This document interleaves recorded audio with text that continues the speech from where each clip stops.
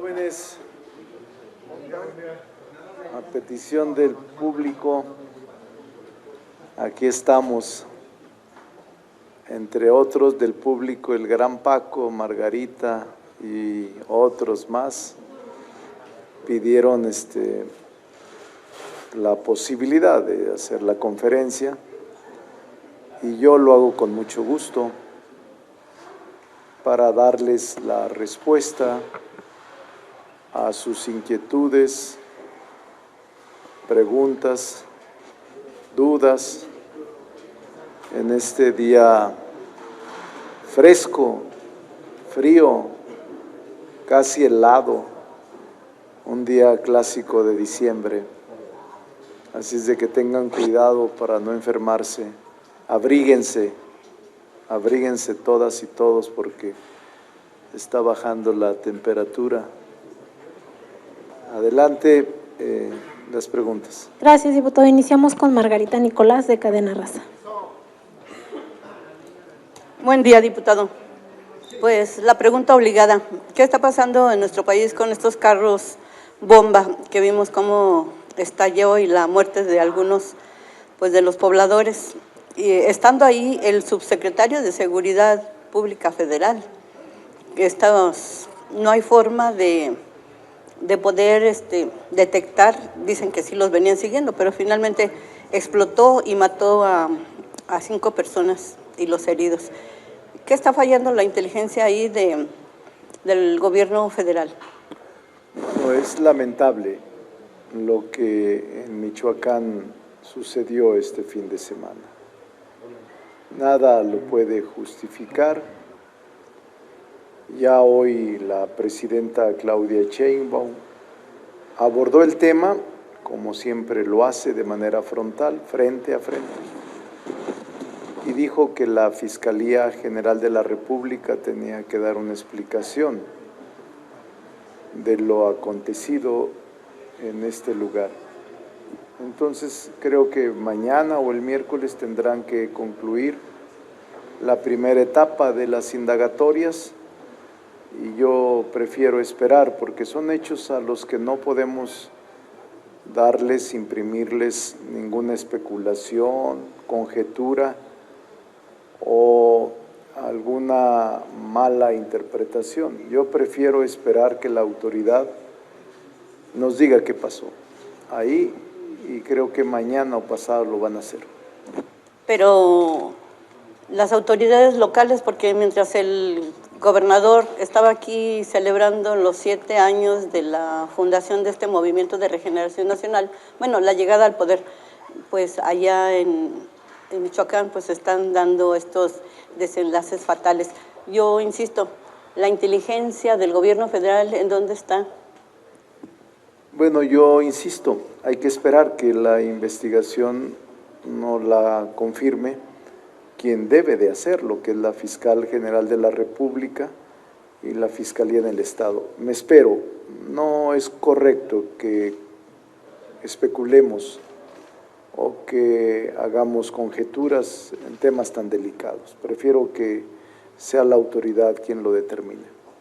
Diputado, en otro tema, estamos ya a punto de salir, bueno, la mayoría de los mexicanos de vacaciones y hay muchísimas quejas por los excesivos cobros que hacen las líneas aéreas. Pues sí, disminuyeron los precios en pasajes, pero pues les cobran ahora todos los servicios. Si lleva una maleta, si llevas 2, si quieres un asiento en la ventana, a la mitad. ¿Por qué tanto abuso? Había una ley, ¿no?, que prohibía que se hicieran estos cobros, sin embargo, parece que las líneas aéreas ya encontraron su mina de oro y bueno, pues cobran hasta por respirar en los aviones. ¿Qué van a hacer ustedes pues para evitar los abusos en esta temporada? Hacemos una llamada, un llamado a las aerolíneas para que esta temporada actúen conforme a la ley, no abusen, moderen sus excesos en cargos y recargos y la Procuraduría Federal del Consumidor tiene que estar muy activa porque hay leyes a través de las cuales, una vez aplicada, no se permite este tipo de abusos. Es una llamada de atención a las aerolíneas nacionales y extranjeras para que no generen condiciones de injusticia, ni de abuso, ni de establecer tarifas inalcanzables que están no reguladas por la ley y que, aprovechando la alta demanda, sobrevenden vuelos o cobran recargos o accesorios a algunos servicios, y se vuelve un abuso para el ciudadano, la ciudadana. Entonces hacemos un llamado para que de manera inmediata actúe la Procuraduría Federal del Consumidor y no permitan este tipo de abusos. Bueno, y la última, para no abusar, también relacionado con el Aeropuerto Internacional de la Ciudad de México. Justo ahora que están las vacaciones, se les ocurre hacer las remodelaciones de las 2 terminales aéreas de aquí de la Ciudad de México con motivo de la celebración del Mundial que va a ser dentro de 7 meses. Dice que es un caos porque no hay señalizaciones, les cambiaron los ambulatorios y bueno, es todo un relajo para llegar a las líneas aéreas y sobre todo a donde van a salir sus vuelos.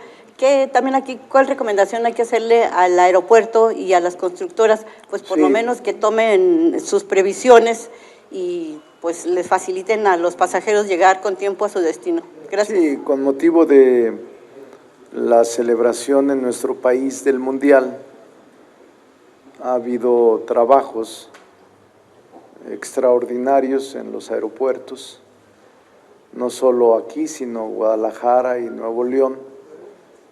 Y sí, los constructores, quienes tienen a su cargo realizar estas obras, tienen que tener mucho cuidado y atención con los usuarios de los aeropuertos, para que haya señalización, haya conducción y movilización adecuada y no se ponga en riesgo el traslado de todos los que usamos los vuelos en el aeropuerto internacional o en los aeropuertos de los estados del país. Yo espero que terminen, pero que fijen las condiciones para que haya tránsito, movilidad y no pongan en riesgo su destino. Siguiente pregunta, Francisco Rubio, Financiero TV. Gracias. ¿Qué tal? ¿Cómo está, coordinador? Buenos días. ¿Cómo estás, Paco? Bien, gracias. Me gustaría retomar lo acontecido el fin de semana con el carro bomba. La primera es un carro bomba. Es de preocuparse, quiero suponer.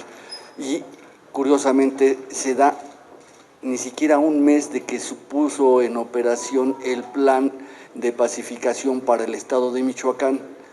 Ya es la segunda pregunta. Y la tercera, ¿valen los festejos que esté el gobernador aquí cuando todo lo que está aconteciendo en el estado de Michoacán? Ya es una tercera pregunta. Bueno, es lamentable lo que ocurrió, Paco, como lo he expresado, y estoy seguro que la autoridad investigadora dará con los responsables.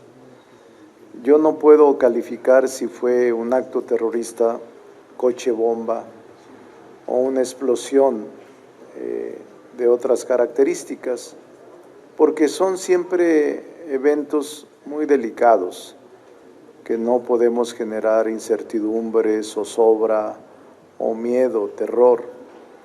Yo prefiero que la autoridad lo exprese y confío, porque además la estrategia de seguridad ha dado resultados, aunque alguna gente percibe que no es así, pero los números son muy claros. Ha disminuido el delito en delitos de alto impacto y creo en que al frente de la estrategia de seguridad, tanto el secretario de Seguridad Pública, Omar García Harfuch, como los secretarios de la Defensa, de la Guardia Nacional, de Marina, están empeñados en que esto dé resultados. Yo confío en que México va a recuperar su paz y su tranquilidad. Y estos eventos trágicos, lamentables, no van a hacer que la estrategia se modifique. y obviamente algunos piensan que es respuesta a la propia estrategia de combate sin cuartel al crimen, pero no quiero entrar a la feria de especulaciones. Prefiero, Paco, esperar que la autoridad nos diga qué sucedió y cómo califica este hecho trágico. Recuerdo que cuando eran oposición, por cosas aún menores como esto acontecido en Michoacán, ustedes pedían ya la destitución del titular de Seguridad Pública. Yo recuerdo que siempre actuamos con responsabilidad como oposición, pero si la oposición lo usa no tenemos problema. Yo creo que se ha actuado con responsabilidad y que la presidenta Claudia Sheinbaum está personalmente cuidando todos estos aspectos y que la seguridad ha mejorado en México a pesar de que pueda decirse lo contrario y que estos hechos sí ponen en riesgo nuestra estrategia, pero se va a aclarar y se va a dar con los responsables de generar este clima en ese lugar, particularmente de Michoacán. Y también en temas de enfrentamiento, viene esta semana iniciativas aquí en la Cámara de Diputados. ¿Cómo se van a llevar? ¿Cuál es la agenda, coordinador? Bueno, la agenda es la siguiente. Primero, esta semana, de acuerdo con la ley, de acuerdo con la Constitución, es la última semana del periodo de sesiones, dado que la Constitución señala que antes del día 15 se concluirán sesiones, se cierra el periodo. Se piensa que esta semana se cierra el periodo, pero antes de cerrarlo tenemos al menos 3 leyes pendientes, al menos, que pueda haber más, pero 3 leyes que son importantes y que están desde hace meses discutiéndose. ¿Las puede mencionar, por favor? La ley de salud, que no solo abarca vapeadores, sino que es una reforma integral a la ley vigente en materia de salud. Esa es la primera, que mañana discutiremos. Ya está la publicidad, ya estaba para discutirse el miércoles de la semana pasada, pero por darle prioridad a la ley de aguas, se excluyó para su discusión mañana. Vamos a arrancar con la ley de salud y luego seguirá, esta tarde hay una reunión de Comisión de Comercio, Economía y Comercio, y la Comisión de Economía está deliberando un dictamen que se circuló la semana pasada sobre aranceles. Esa será otra. Le ha llamado la gente ley arancelaria comúnmente, pero es una ley general sobre importaciones y exportaciones del país. Ya está el dictamen circulado y más tarde será deliberado en la comisión. Si logran esta tarde votarlo, mañana estaremos votándolo en el Pleno también. Y una tercera, Paco, será la ley de economía circular. Son 3 leyes, importantes las 3. La de economía circular todavía no tiene los consensos y las otras 2 ya avanzamos bastante. Nada más una precisión, en lo que es la ley de salud, conocida como los vapeadores, ¿sí se establece el que a un joven que le encuentren un vapeador pueda ser detenido? No, es una falsedad. No, simplemente al que sí comercialice, al que venda, a quien comercialice, venda, produzca, ahí sí hay sanciones. Al joven que fuma, hay apercibimientos, no cárcel. Gracias. José Gerardo Mejía, de Latino. Coordinador, buenas tardes. Preguntarle sobre lo que mencionó de economía circular. ¿En qué faltan consensos? ¿En qué están atorados? Esa es por un lado. Y la otra, hace como un mes hubo la presentación de esta iniciativa de la ley Trasciende y saber si va a avanzar. Me comentaba una de las diputadas de Morena que lo mismo se presentó en el Senado que en la Cámara de Diputados y que estaban cerrando para ver cuál es la Cámara de origen. pero como ya no la mencionan, pues quería ver si… ¿Cuál ley? Trasciende la ley esta de tipo vinculada como a la eutanasia. Sí. No se ha presentado hasta ahora, yo estoy de acuerdo en ella, pero creo que se estaba decidiendo si se presentaba como Cámara de Origen al Senado, como fue la semana de las 40 horas. Esperamos que todavía ahora o mañana podamos tener una decisión. No se tiene qué Cámara puede recibirlo. Y sobre economía circular, Gerardo, faltaba la parte de recicladores, llamados pequeños recicladores, pepenadores, porque deben de estar también dentro de la ley.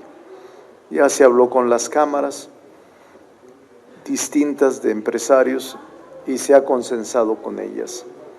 Está muy avanzada, Gerardo. Yo espero que esta semana podamos generar las reuniones con los recicladores y que esta ley pueda ser votada en el Pleno martes o miércoles o jueves, según se trate esta semana. ¿Cuáles serían los cambios que habría para ese sector que decían son como unas 400,000 familias? Incluirlos, hay como 4 reservas en ese sentido. Incluirlos y darles un trato digno, escucharlos, pero sobre todo meterlos a todo este proceso de economía circular, porque son bastantes y es indispensable tratarlos bien dentro de la ley. Siguiente pregunta, Gustavo Castillo, de Uno TV. Coordinador, ¿cómo está? Muy buenas tardes ya. ¿Qué tal? Preguntarle sobre esta iniciativa de aranceles. Me imagino que ya tienen el impacto de cuánto va a recaudar nuestro país por estos aranceles que van del 10, 35 y 50% en sectores clave, textil, automotriz y bueno, una infinidad de… Por favor, si sí, tiene el dato y otro par de preguntitas en el tema económico. Sí, pero mira, es muy buena, como todas, la pregunta. Para mí esta ley es la más importante de los últimos tiempos. La Ley de Impuestos Generales de Importación y Exportación es una propuesta estratégica para fortalecer la capacidad productiva. Incluso yo lo dije hace un rato en un video, proteger el empleo de millones de mexicanos y mexicanas y fortalecer el mercado interno a los industriales nacionales para evitar la competencia desleal y que nuestra industria se vea reducida a su mínimo, viendo solamente la importación de productos y destruyendo nuestra industria. Para México, dada su alta interrelación con Estados Unidos, los cambios en la práctica arancelaria suponen un problema serio. Ahora, con quienes tenemos acuerdos comerciales, como son Estados Unidos y Canadá y otros 48 países, ahí no habría problemas porque hay acuerdos comerciales en intercambio de mercancías. Pero hay otros países con los que no se tienen acuerdos y se tiene una creciente importación de mercancías. Asia fundamentalmente, Corea, China, Japón, varios países del Cono Sur, pero también de Europa con los que no se tienen acuerdos comerciales. Yo te diría que sí son varios los impactos, más o menos son las fracciones arancelarias que están, yo lo vi el fin de semana, pero te podría decir, les podría decir a todos que las fracciones arancelarias previstas en la propuesta de ley, de esta ley arancelaria son En textiles, que la industria textil se vino abajo y está verdaderamente abandonada y destruida, la industria. Ahí se establecen 398 aranceles en la industria textil. Pero también en el vestido, concretamente en la industria del vestido, se tienen 308 medidas arancelarias. En el siderúrgico, 248. En el de autopartes, que es un tema delicado, 147 aranceles. En el de plásticos, 79. En el de calzado, se quejan los de León, Guanajuato y otros estados del país, pero son 47 aranceles los que se están planteando, 49. En papel y cartón, 47. En juguetes, a propósito de la temporada decembrina, se está planteando 37 aranceles. En muebles, 28 aranceles. En vidrio, 26. En jabón, 24. En aluminio, 21. En electrodomésticos, 18. En marroquinería, 18. En autos ligeros, 13 aranceles, 13. Y en motocicletas, 8. Remolques, 1. Hasta ahora son 1.300, más de 1.300 aranceles los que se plantean en esta ley. Todavía nos queda la deliberación de hoy en comisiones y mañana en el Pleno, si es que se votara hoy. Pero todavía no está cerrado, todos estamos platicando con la industria. Los empresarios han acogido con simpatía y con ánimo esta propuesta, porque saben que no pueden competir en las circunstancias en las que están. Y están animados con que esto se lleve a cabo. Y estamos también hablando con los países, empresarios de otros países, empresarios nacionales. No es fácil esta ley, por eso me detengo en ella. Lo has comentado correctamente, pero es una ley profunda, profunda, de fortaleza al mercado interno que no se había hecho nunca, no se había hecho jamás. Y eran sectores que reclamaban la intervención del Estado para no quebrar o para no seguir despidiendo a empleados, a trabajadores. Y es lo que ahora estamos intentando hacer en un equilibrio real. Sí van los aranceles, bajaron, hemos bajado, pero van de 15, 17 hasta el 50%. Pero no hay un cálculo. No, sí hay. Sí hay. Promedio 26, 28. Promedio. Pero el cálculo de la recaudación. No se puede saber. Sí hay un estimado en la ley de ingresos, pero creo que no es real. Hay un estimado porque tiene que tomar, pero hasta que se apruebe la ley vamos a hacer estudios actuariales. Ya hay algunos estudios actuariales, más o menos lo que se puede recaudar, pero yo todavía no me atrevo a decir una cifra. Diputado, y le hacía esta pregunta por todos los cambios que ha hecho la Cuarta Transformación. Sin embargo, pues no se ven reflejados en el crecimiento económico. Con el expresidente López Obrador no se llegó al 1% en promedio. Sí. Aquí algunos analistas señalan que incluso este año la economía va a crecer 0.3%. El Banco de México creo que es más alentador, su crecimiento del Yo creo que se van a equivocar. Yo sí creo que hay crecimiento. Bueno, están los datos del empleo, es el país que menos desempleo tiene, su tasa de desempleo.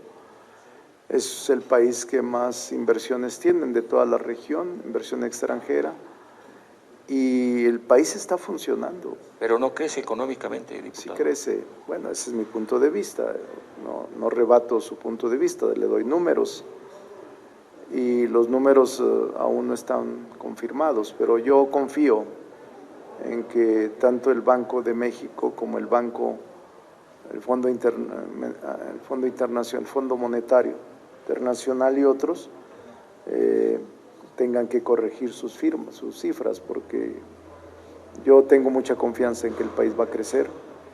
Hay todas las condiciones, un liderazgo eficaz de la presidenta Claudia Sheinbaum, inversiones crecientes en el país, del extranjero, inflación controlada como nunca, un peso firme, muy fuerte, a 18 punto y tanto como nunca. Todos aquellos que compraron dólares desde hace 7 años han perdido porque lo compraron a 20, 21 pesos y el dólar está a 18 pesos. Todos creyeron que iba a irse a 30 pesos, se equivocaron, como se van a equivocar los pronósticos del crecimiento.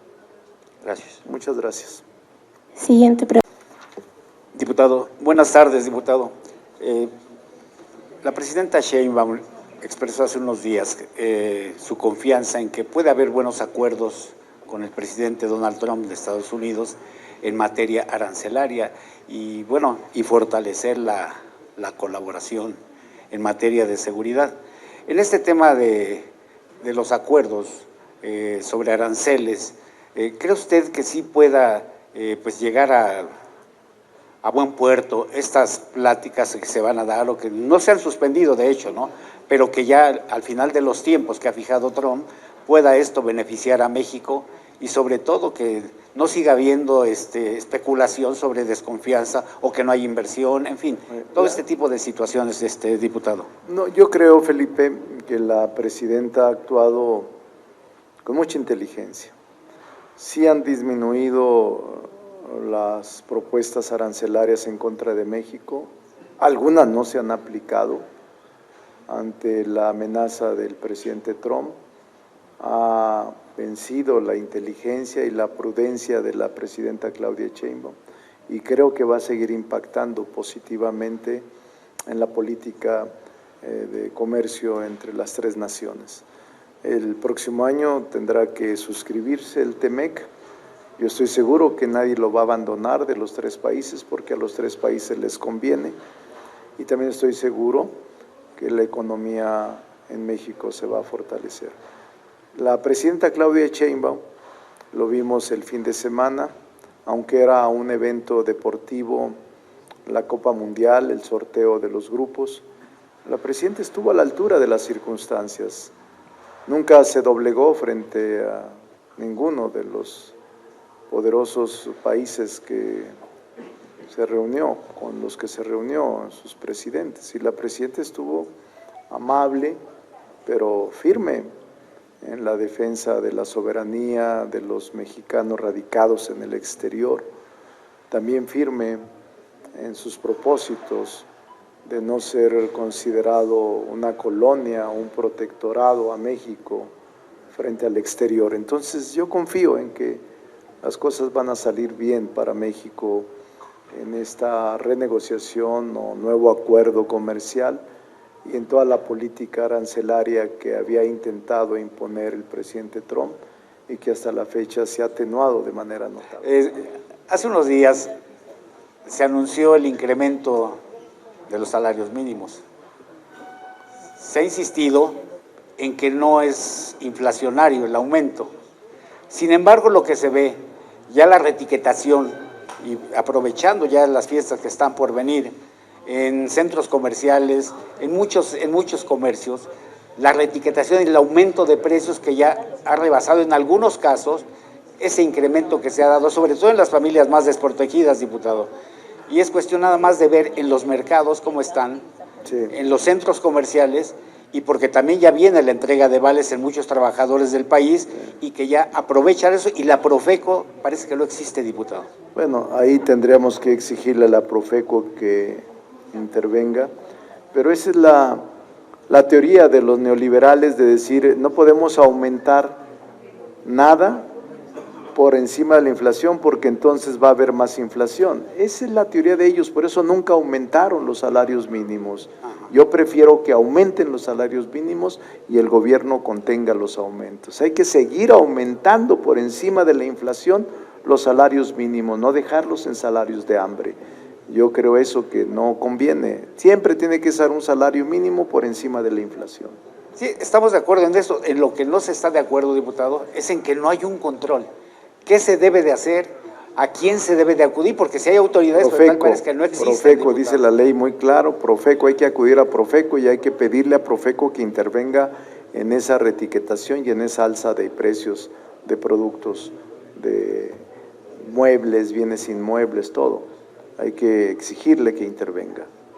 Porque también Profeco está fallando en la cuestión de los despachadores de gasolinas, diputado. Siguen vendiéndose litros incompletos en muchos lados. Y puede ser, pero hay que exigirle, hay que exigirle. ¿De qué forma, desde el Congreso, harían un llamado urgente, un llamado enérgico? Porque realmente eso está afectando la economía de las familias. Sí, la Profeco debe hacer su trabajo, debe ponerse las pilas y debe de actuar con rigidez frente a la posible aumento de precios o la reetiquetación. Está prohibido, es un crimen y se tiene que castigar a quienes lo hagan y la Profeco es la autoridad encargada. Por último, diputado, de esta concentración del pasado fin de semana, el sábado concretamente, pues hay críticas hacia la forma en la que se movilizó tanta gente, sobre todo también en que se gastaron muchísimos recursos en eso y bueno, incluso hubo comparativos en los tiempos de antes cuando se hacían concentraciones con el PRI estando en el gobierno. ¿Qué decir de esas críticas que hay a esa concentración que hubo el sábado? Son normales. Yo vi un evento extraordinario, lleno de energía, lleno de emoción, lleno de alegría. 600,000 personas apoyando a su presidenta, la doctora Claudia Sheinbaum, entre los que yo estaba en esa manifestación. A mí me pareció única, sorprendente, emotiva. Me quedo con eso. Claro, los adversarios y la derecha nunca lo van a hacer. No tienen capacidad de movilización, no tienen capacidad de convocatoria y por eso las críticas tienen que llegar de algún lugar. Nosotros las respetamos, pero fue impresionante. Yo estuve ahí. Fue impresionante llenarse de tanta energía, de tanta gente de todo el país. Por último, diputado, ya hay indicios de que dos organizaciones que han estado buscando el registro como partidos políticos, pues ya han avanzado en estos requisitos que hay y que el mismo INE ha dado cuenta de ello. ¿Con cuántos partidos podrían alcanzar su registro de tantas solicitudes que hay? Y sobre todo su punto de vista en torno a ese partido que ya va muy adelantado en la obtención de ese registro, que aquí uno de los diputados de Morena fue el impulsor de esa lucha para conseguir el registro o recuperar un registro que ya habían perdido, y me refiero al anterior Partido Encuentro Social. Bueno, pues es normal, bienvenidos a la lucha electoral, no tengo ningún comentario, yo creo que van a ser dos los que según veo en el INE van muy avanzados en sus asambleas y en su registro de militantes, pero si son 2 o 4 o 10, son bienvenidos. Eso dice la ley y así hay que respetarlo. ¿No se escatimarán recursos para seguir no, pues la ley dice eso. No, me refiero a la cuestión de los recursos, porque muchos partidos ven esto como su negocio, diputado. Pues sí, pero la ley dice eso, y si son 8 o 10 los que logren cumplir los requisitos, son 8 o 10 los que deben de aceptarse. Así dice la ley. Gracias, diputado. Muchas gracias. Fernando Damián, de Milenio. Buenas tardes, diputado. Fernando. Independientemente de que se quiera calificar o no como terrorista el estallido del coche bomba en Michoacán y de parecer además pues un desafío al Estado mexicano en respuesta al operativo que se envió a la entidad, yo le pregunto si no considera oportuno, pertinente, convocar al Gabinete de Seguridad Nacional al Congreso, pues para que les dé una explicación de un hecho tan lamentable y grave como también lo señala usted. Y muy de la mano con esto, preguntarle en qué momento se estaría pensando en instalar ya las comisiones bicameral de seguridad y de seguimiento a las Fuerzas Armadas que hasta el momento pues no se han instalado en la Cámara de Diputados y en el Senado. Se van a instalar, voy a platicar con los, ya lo platiqué la semana pasada, estaban por acreditar a sus representantes en estas comisiones bicamerales. Y nosotros tenemos que dejar trabajar al Gabinete de Seguridad. Creo que son momentos cruciales, claves, y no queremos politizar el tema de la seguridad. Confiamos en el Gabinete de Seguridad. La mayoría de legisladores que compone esta Cámara confía y reconoce el trabajo del Gabinete de Seguridad. Por lo tanto, la mayoría no tiene contemplado citar al gabinete a que informen sobre ese evento, más bien los convocamos a que aclaren ese evento. ¿Y las comisiones se estarían instalando este mismo año? No lo sé, tendría que hablar con los coordinadores y vamos a ver que por parte de la mayoría hay voluntad de hacerlo. Y en un hecho aparentemente irrelevante, pero dicen también que en política la forma es fondo, diputado, en la concentración del sábado en el Zócalo, a usted le tocó estar nuevamente filas atrás en esta concentración, Sí, a diferencia de personajes como Adán Augusto López, a quien pues ya lo pusieron en primera fila también. ¿Qué traen los organizadores con usted, diputado? No, ¿por qué lo están relegando? estuve tranquilo, lo que pasa es que de aquí vamos en vehículo, en camiones, y era imposible llegar. Estaba la ciudad con muchos simpatizantes, todas las calles aledañas, desde aquí estaba lleno de gente. No pudimos ni siquiera avanzar en el vehículo, entonces yo decidí que nos bajáramos y nos fuéramos caminando los diputados y diputadas convocados. Caminamos de aquí hasta el Zócalo y ya llegamos y en la parte de atrás nos acomodamos. Me quedé con ellos, pero no hay ningún tipo de circunstancia más que simplemente preferí quedarme con diputados y diputadas, escuchar con atención el discurso de la presidenta Claudia Sheinbaum, y así lo hice, pero no hay ningún problema. ¿Ninguna consigna, nada personal contra usted? Nada, ella se ha portado de maravilla, la presidenta nos invitó, nos mandó nuestro gafete para estar adelante, y yo me quedé con los diputados y diputadas. Gracias, diputado. Gracias. Siguiente pregunta, Maxi Peláez, de TV Azteca. Hola, diputado. Sí. Hola, buenos días. ¿Dónde está? Aquí está. ¿Qué Max. pasó? Es que ahora es lunes. No durmió bien, ya ve. No. La resaca de estar buena del festejo. Maxi. ¿O no? La resaca de estar feliz por un acto tan impresionante como el del sábado. Ok, perfecto. Diputado. Ay, ¿cómo se lo digo?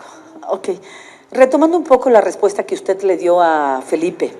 Esta es una conferencia de prensa y lo que aquí se hace son preguntas, no son posturas. Eso, digo, yo no sé si usted venga de mal humor o no, pero yo también le voy a preguntar sobre ese tema.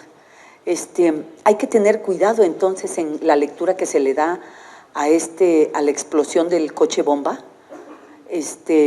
para que no se tome como terrorismo. Hay que tener cuidado para evitar cualquier intención de los Estados Unidos o incluso del propio gobierno, que hoy cuando una fiscalía habla de terrorismo, la otra dice reclasifica el delito de acuerdo, espérense a las investigaciones. Ese es un mensaje para tener cuidado a lo que se pueda, a la imagen que México pueda dar hacia el exterior. Esa es una pregunta. Bueno, mire, yo creo que un hecho tan lamentable no se puede tomar tan a la ligera. Es un hecho que yo no considero que sea común y por tanto yo espero que la información lo dé la autoridad investigadora, porque yo no puedo especular. Claro. No debo especular porque sería irresponsable por mi función como legislador que yo adelante vísperas o adelante información que no me consta.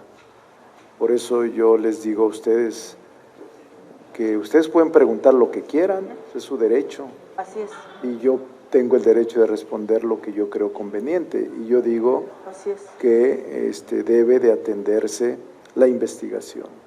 No voy a hablar por la fiscal general de la República, ni siquiera por el fiscal del Estado, pero sí me voy a atener a la información que ellos expresen y que ellos nos muestren al país.